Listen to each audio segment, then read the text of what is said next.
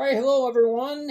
It's Fed League Flashback, and this is for Sunday, September 22nd. I am pre-recording on Saturday. It's really what works best. Typically, I am doing 2 videos a day on Saturday, but um, I hold off posting on social media until Sunday. So anyway, things change so quick. We're less than 3 weeks away from the start of the season, but in terms of stuff that happens behind the scenes with the teams, that's a long time. Doesn't feel very long for us, the fans, but case in point, yesterday I posted my video on the 4 Empire Division the Eastern 4 teams. Talked about how Trevor Graspy is going to have an amazing effect on the Watertown Wolves this year, and then 5 hours later, I see he's posted as inactive on loan to the SP. Doesn't mean he's going to stay there, but still, he could end up earning an SP spot. So that's how quickly things change. So keep in mind that as I'm doing these previews and pseudo predictions, that things can change in a hurry in the FPHL. As I've said before in other videos, in the FPHL, there's one constant, and that's change. All right, so today we're going to focus on the Continental Division, the 3 Western teams, the teams that are down in the Gulf of Mexico. And the Continental Division, probably the better of the 2 divisions. Go head-to-head, just excuse me, overall strength of the Continental teams and the Empire teams. I think the Continental is the stronger division. I truly believe that I could make a video on each team individually and argue why this team is going to make the playoffs this year. I really believe I can do that with all 7 teams. Now, that being said, obviously 7 teams can't make the playoffs out of the Continental. It just doesn't work that way. But they all could. I believe that the Continental Division, from top to bottom, is pretty darn good. So let's look at 3 teams today. We're going to start off with the Baton Rouge Zydeco. And last year they went 16, 36, and 7, 50 points. Last day of the season, they ended up climbing into that 5th place spot. The 6 teams in the Continental, and really ended the year on a very good positive note. So let's look at this year. All right, just like I did yesterday, I'm going to talk a little bit about each of these players here, but I want to run down what we think the overall roster might look like. All right, starting off with Tyler Larwood. He played very well last year, 22 points in 39 games. I believe he could double his point production this year and become a really good source of support scoring for the Zydeco. I don't think he's going to lead the team in scoring, but I think he has a lot more to give us than what we saw last year.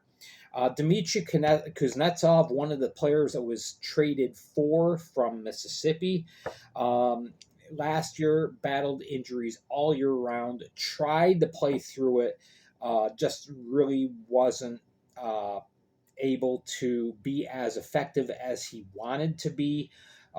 He's got a clean bill of health now. He's 100%. So I'm looking for a point per game type of player in Kuznetsov this year.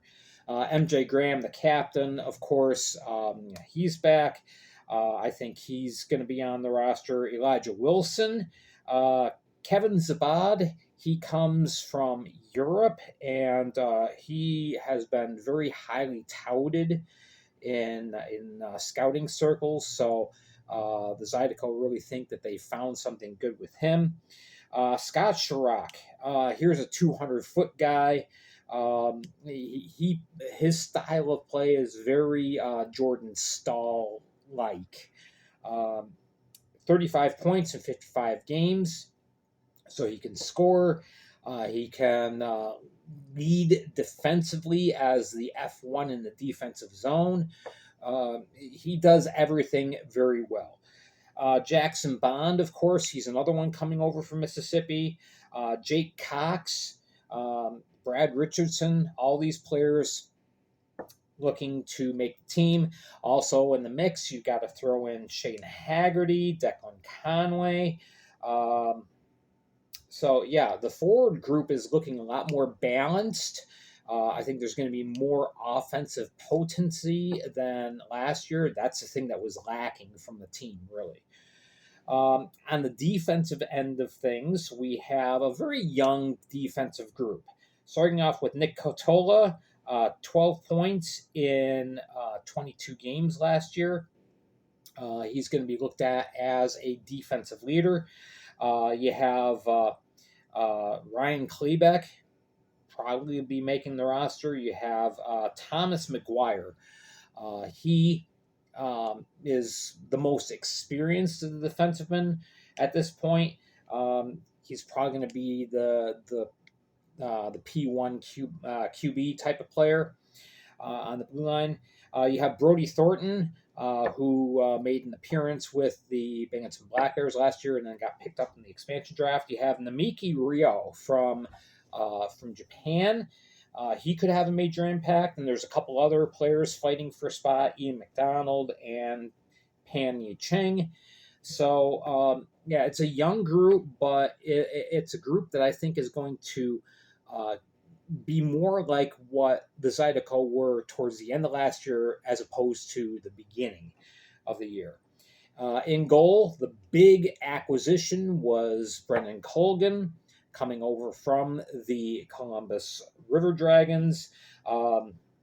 He's got 59 career wins in the Fed, which I've got to double check this, but I believe that makes him the active leader in Fed goaltenders. 59, 14, and 4 is his career record. His numbers were down last year. The goals against was up. The save percentage was down. So he's looking for a bounce back year. Also in camp, you have Bailey Stevens and Matthew Server. Some notables that are missing right now: Ryan Nussbaum, Roman Gaudet, Alexander Gemzadov was acquired in a trade. Haven't heard anything from him. And Garrett Lindbergh. So a couple of ex-Watertown Wolves there. So we'll see what happens. I'm sorry, Lindbergh was with the Bobcats. My mistake. All right. So anyway, you look at the team, and I think they've upgraded from last year. Last year started extremely rough for the Zydeco. They were not looking good.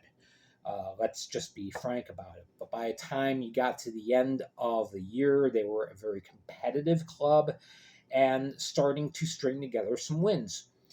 The defensive group. This could be the Achilles heel of the team. They're very young, very unproven, but that doesn't necessarily mean anything.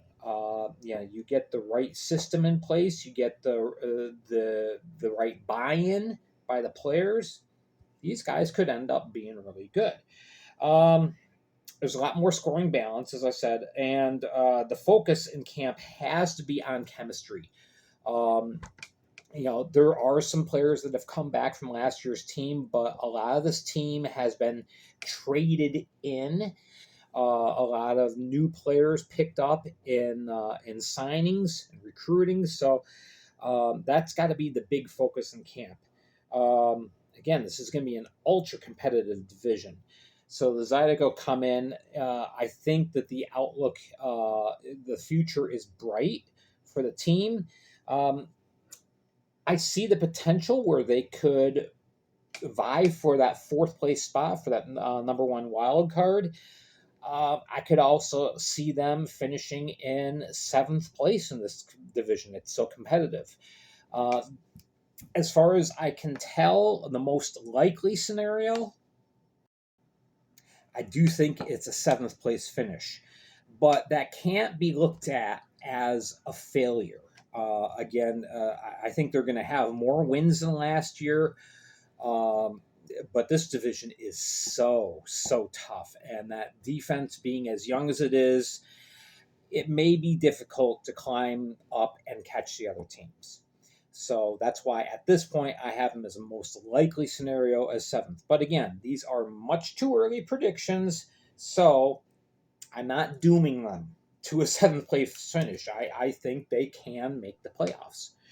All right, let's go to the Mississippi SeaWolves. 21, 32, and 3 last year, earning a playoff spot, 61 points. The first half of the year was much better than the last half of the year. There was just a lot of stuff going on. Injuries played a part in things. Unfortunately, a lot of drama played a lot in the things. So anyway, they earned that playoff spot, but were quickly swept away by the Columbus River Dragons in 2 games in the first round. So they're looking to improve upon that situation. All right, as we look at the team. All right, some of the forwards. I think the forward group on the whole, when you look at the whole team, that the forward group they have listed now is much better than it was last year. I thought last year the team was pretty much one-dimensional. They were looking at the top line to provide all the scoring, and there really wasn't much in the way of support scoring last year. It really didn't exist, at least not to the level it needed to. But this year, I think there's a lot more balance. You've got Dalton Anderson, most likely being a member of the team on opening day. Of course, the captain, Justin Barr. Chuck Costello, after missing last year with knee injuries, he's back. He's healthy. He's hungry, ready to go. You have Trevor Finch coming in. Ryan Fritz. I want to talk about him just for a minute because a lot of people don't know about Ryan Fritz. Played a couple games last year in Elmira. I believe it was 4 games. This is a kid who can put the puck in the net. He's got that potential. In Junior A 2 seasons ago, 39 games, he had 51 goals and 80 assists. That's in the GMHL. GMHL is extremely good junior hockey. No, it's not major juniors, but this was probably one of the better junior A leagues in Canada, and Fritz lit it up. So, the SeaWolves are counting on that. And just like yesterday, I've got a cat climbing on the stove. All right, Sweetie thinks she's hot. Anyway, okay. So yeah, that's the story with Ryan Fritz. You also have Curtis Hanson, played last year for Baton Rouge. The guy is an assist machine, and he also scored 8 goals. 29 assists in 37 games. Hansen was a favorite in Zydeco with the Zydeco fans. I'm sure he'll be a favorite with the SeaWolves fans as well. Maybe with the team, we'll see. Lucas Helland, right now, he's on ECHL call-up. Brendan Hussey is coming in the town. You have Dominic Matinick. He's back. Philip Wong is going to be assuming a leadership role with his team. He's a good player, and he's been given much more freedom to kind of lead the guys on the ice. He ended up being the top scorer on the team after departures of the other players like Hugo Coach and Akeem Nilsson. 51 points in 51 games. Vying for spots on the team as well, Colby Audette, Carter Aha, and Noah Hippolyte-Smith. So this forward group looks very balanced once again. On the defensive end, Sam Turner, assistant coach, player. He's very good. He's played forward before, but he's mainly focused on the back end now. Back from injury, he's another player that missed the last, I believe it was 12 games with injury, and the team really needed him, and he just wasn't available. 32 assists in 38 games. Matt Stoya, the best acquisition that the SeaWolves made last year was getting Matt Stoya from the Prowlers. And Stoya really was an on-ice leader last year. He's a point-per-game guy, so excellent on the back end. Also, you have Michael Haskins coming back this year after playing in Baton Rouge last year. Kyle Russell as well. Don Carter Jr. could play on that back end. A couple of highly sought-after prospects that the team acquired the rights to. Right now, they're on call-up. Corson Green and Greg Sasinski. We'll see if they're with the team on opening day. But I think the defense is much better. The defense just gave up way too many opportunities to the opposition last year with shots, which transitions us into the goaltending. Blake Wayrick, he is the key. 923 save percentage in 26 games played. But that's the thing. He only was available for 26 games. He either started or was the backup. Has battled injuries. Right now, also, he is on ECHL call-up. So, will he be back for the beginning of the season? Kind of like the Boston Bruins with the whole Swayman situation. Okay, the Bruins need Swayman. The SeaWolves need Wayrick. They need him. The success of this year really hinges on Wayrick. Actually, I'm mispronouncing it, and I caught myself before on that. Wyrick. His name is Blake Wyrick, and I apologize. Old habits die hard. All right. Also vying for a spot in goal, Joe Shepard, who's been there the last 2 years, and rookie Edward Coffey as well, looking for some time in the crease. All right. With this team, like I just hinted at, as Wyrick goes, so does the team. Wyrick was able to play a lot more in the first half of the year. Again, battling those injuries, but he's proven himself when he's able to play. From last year to this year, a lot of the drama, and it's unfortunate that there was a lot of drama, but that's been eliminated. So there should be a much better focus in the locker room, which will translate to a better game on ice. You look at the team, the forward group, there's a lot more balance in the scoring. You don't have a number one guy, really. You don't have a guy that's, this guy's going to lead us in, with 40 goals. I don't think there's a 40-goal scorer on this team. Maybe a couple can reach 30. You're going to have a lot of guys who are like 15, 16, 17 goals all spread through the lineup. The team needs to stay healthy.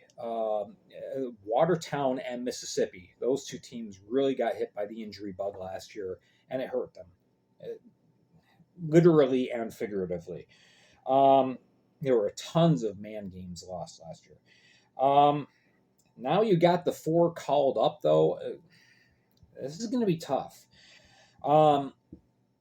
Depending on who is on the lineup, and again, I believe depending on how Wyrick is feeling and playing, this team could challenge for a third-place spot.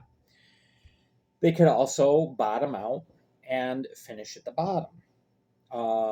Again, this division is so competitive. Most likely finish is 6th place. And again, like I said with the Zydeco in 7th place, it's not that the team is going to be awful. It's just this division is so tough.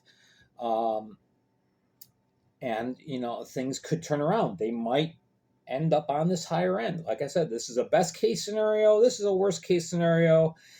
Most likely not as good, but doesn't mean they can't hit this plateau. All right, final team for this video, the newly minted Monroe Moccasins. First season, first time there's been hockey in Monroe in 23 years.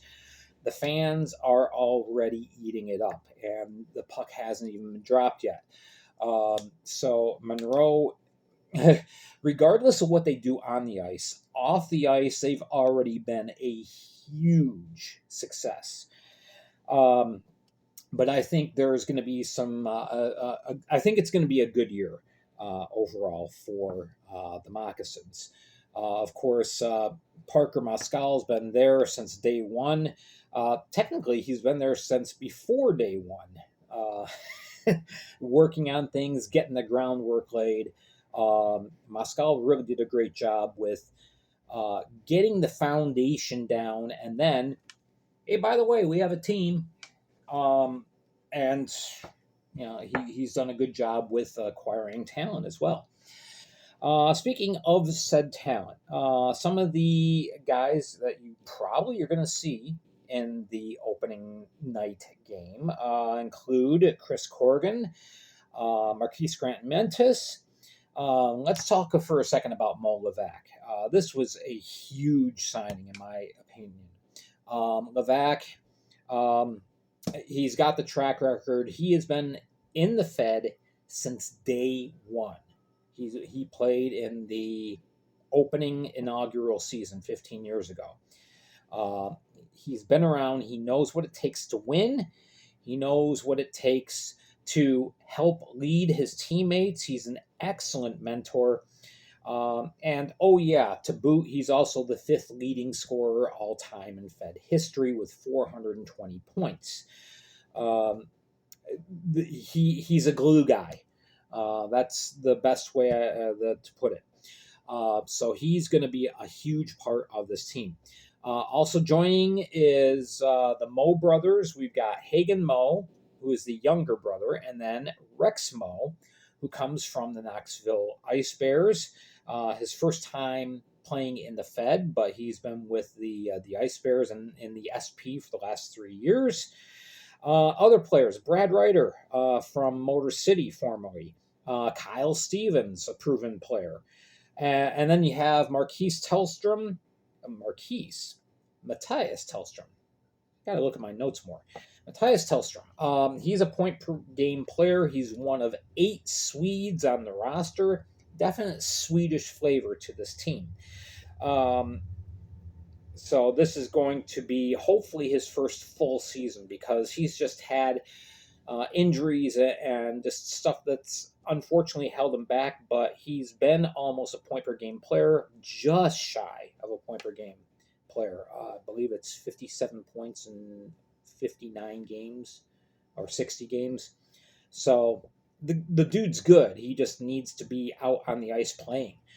Austin Weber also on the roster, competing for a forward spot. Seth Bacon. You got Helmer Oskarsson, another one of the Swedes. William Strombeck is probably going to make a strong push for a position. Very good players. And these Swedes, the Swedes that are coming in, most of them haven't played in the Fed before, but they've been playing for several years in Europe. So they come with experience. On the defensive end, most likely on the team, Charlie Bedard.